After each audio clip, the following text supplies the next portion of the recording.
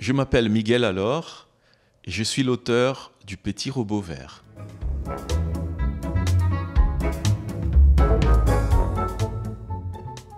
Je suis dessinateur de bande dessinée, illustrateur et prof de dessin, mais surtout maintenant je suis auteur de livres jeunesse, ce qui était un rêve pour moi.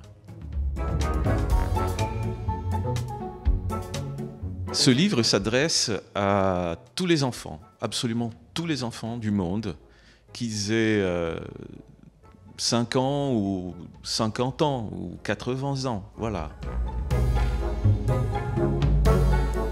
Le livre, il est né un peu comme une lettre que j'adresse à mes enfants.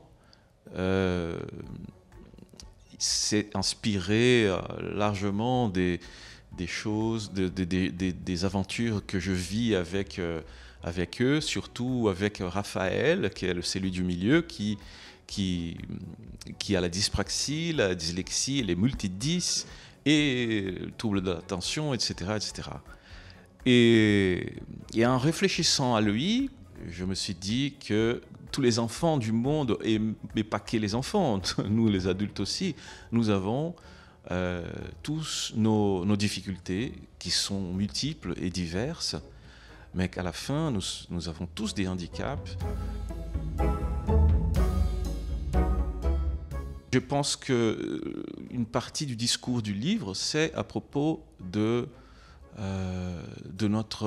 choses qu'on attend de nous, comme si on était des machines, comme si nous étions des robots qui sont efficaces, qui travaillent, qui résolvent des tâches, voilà, de façon très efficace. Alors que, à la fin, c'est pas ça qui est le plus important. Donc, le robot, c'est une métaphore, quoi.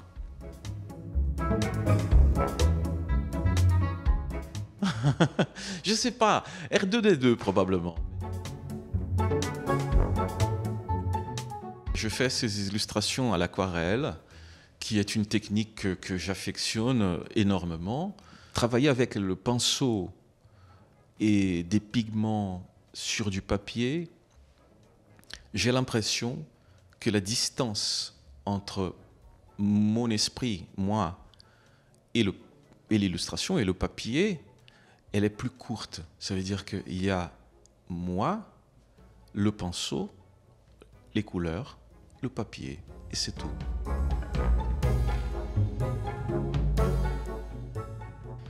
Dieu, pour moi, est comme la sève pour un arbre. Il est partout.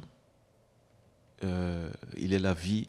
Il est l'arbre, parfois, l'arbre, sûrement, on n'a pas conscience de la sève.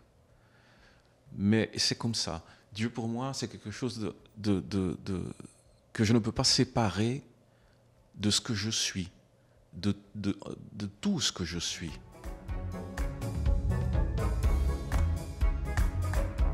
Je sais que nous sommes dans une époque où tout va très vite, et même les livres pour enfants, maintenant, ils ont des textes qui sont très très courts.